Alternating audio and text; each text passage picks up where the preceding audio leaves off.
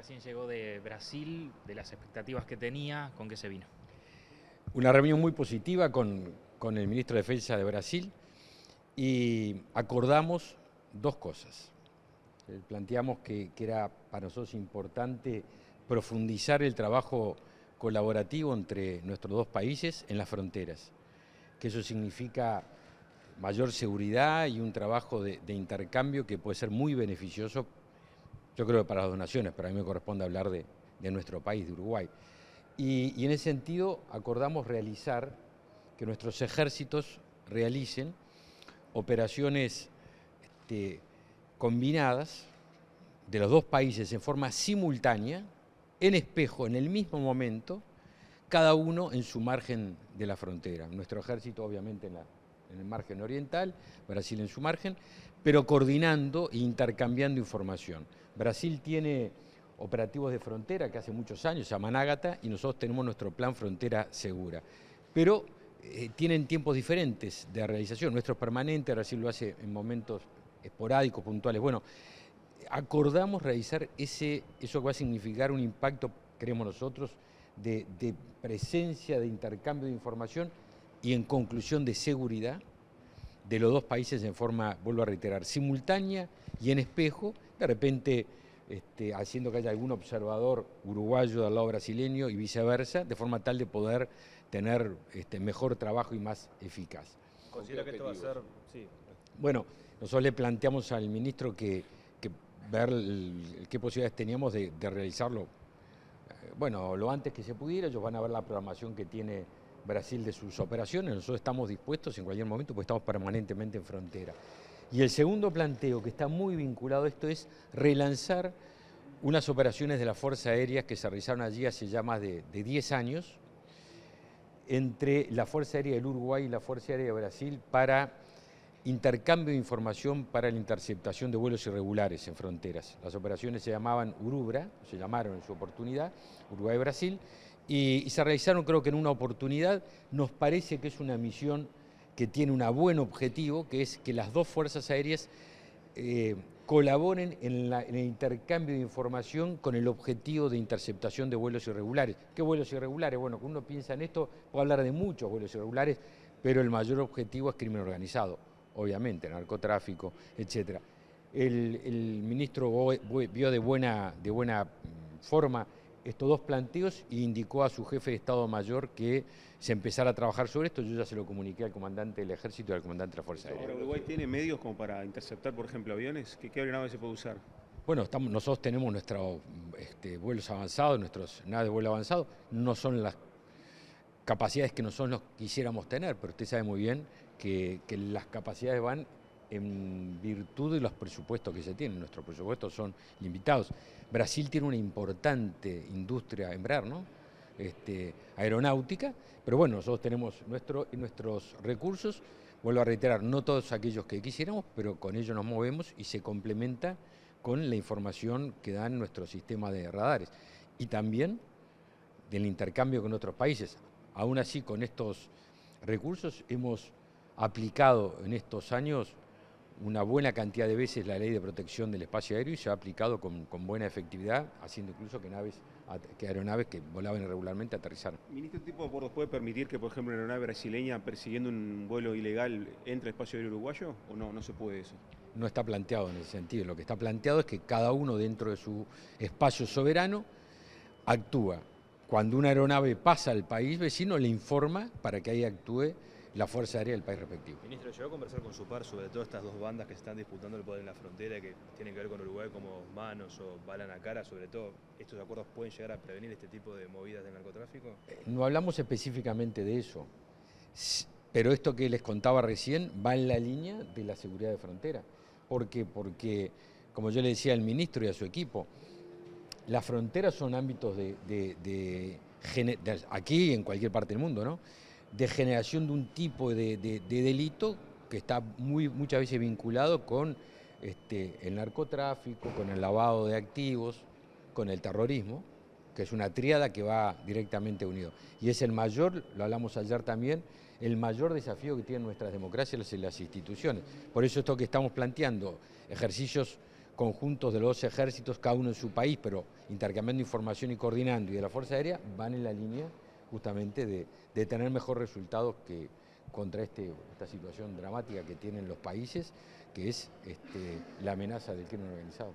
Ministro, le cambio de tema, le quería consultarle sobre temas políticos. El semanario Búsqueda hoy dice que hay una especie de preacuerdo con Beatriz Argimón, con intendentes también, como para crear un espacio y después buscar una candidatura. Su nombre aparece allí también. ¿En qué está eso? Nosotros tenemos un objetivo con compañeros de Mejor País, intendentes, alcaldes, y la vicepresidenta también ha señalado públicamente que ve con buenos ojos esta idea. Nuestro objetivo es trabajar para tener una gran gestión y la gestión de gobierno se demuestre esa gestión en la confianza que vuelve a dar la ciudadanía a la coalición de gobierno. Y ese es nuestro objetivo principal. Entonces dicen, ¿con quiénes están ustedes? Con Luis, con el presidente de la República, con el presidente, con la gestión y con todo el gobierno de la coalición. Entonces, ese es el objetivo principal. Y quizás usted me pregunte, pero Javier, se acercan las elecciones y se puede imaginar que tengo 43 años de militancia en mi partido, el Partido Nacional, así que me equivoco todos los días, pero trato de no ser ingenuo. Y sé que esas son las circunstancias, pero también veo la necesidad de que el mejor programa de gobierno para que sea reelegido el gobierno es que hagamos una buena gestión. Y ese es el objetivo de este espacio que estamos construyendo, abierto, escuchando a mucha gente. Vamos a empezar una gira seguramente en el mes de mayo, porque las agendas de los dirigentes políticos muchas veces difieren de las agendas de la gente. Y ahí es cuando la actividad política no sintoniza bien. Entonces, tenemos que escuchar y sobre todo escuchar, yo creo, de lo que yo escucho de la gente, un reclamo muy grande de los militantes y de la coalición de gobierno y de mi partido, del Partido Nacional. Hay que defender al gobierno, hay que militar al gobierno, porque muchas veces se crea un relato de la oposición que no coincide con la realidad. Entonces, a veces nos apresuramos en candidaturas y en campañas electorales y nos olvidamos lo más importante, y es que la mejor campaña electoral, el mejor programa de gobierno para el periodo que viene es una buena gestión de este gobierno. ¿Pero implica esto que hoy estaría en riesgo un eventual futuro gobierno por esa percepción que puede haber o por esa falta de defensa? Significa que no nos podemos distraer en campañas electorales que muchas veces terminan siendo, lo digo porque soy dirigente político y es lo que muchas veces pasa, en veleidades personales. La pregunta no es, ¿usted quiere ser candidato? La pregunta es, ¿para qué quiere ser candidato? Porque si no es un tema de personas, de ganas personales, y la política yo la interpreto de otra forma. La política la interpreto como un proyecto político colectivo y de equipo. Nosotros, cuando digo nosotros, digo mi partido, voy a hablar de mi partido, que es al que quiero y abrazo hace 43 años. Este año, esta elección que viene, vamos a tener un problema, y es que el presidente no puede ser reelegido. Y la calle Pou, y Luis en particular, es el líder de todo el Partido Nacional. De los wilsonistas y de los herreristas, y quienes no son ni herreristas ni wilsonistas, son blancos, y no va a estar. Entonces, no vamos a tener esa personalidad, ese liderazgo convocante, que ha sido la verdad que algo que ha transformado la realidad del Partido Nacional. Entonces es hora de los equipos, es hora de entendernos que hay un trabajo colectivo y de escuchar más. ¿Sí comparte la línea de algunos dirigentes del Partido Nacional que se niegan a que haya solamente candidatos herreristas y que aparezca una figura del wilsonismo? Hay que tener un abanico muy grande para que todos en el Partido Nacional y quienes confían en este gobierno de coalición en el Partido Nacional tengan la posibilidad de militar y de militar con ganas. Y esas cosas se hacen cuando hay equipos y cuando hay capacidad de representar a todos.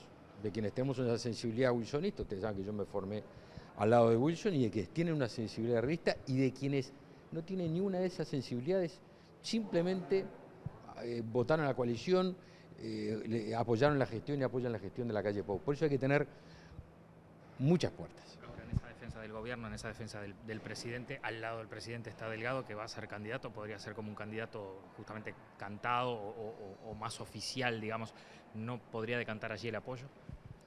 Vuelvo a reiterar, en el Partido Nacional hay muchas sensibilidades y muy ricas todas. La fortaleza del Partido Nacional es la pluralidad, tener la capacidad de abrir lo más posible para que todos se sientan representados y militen con la mayor gana.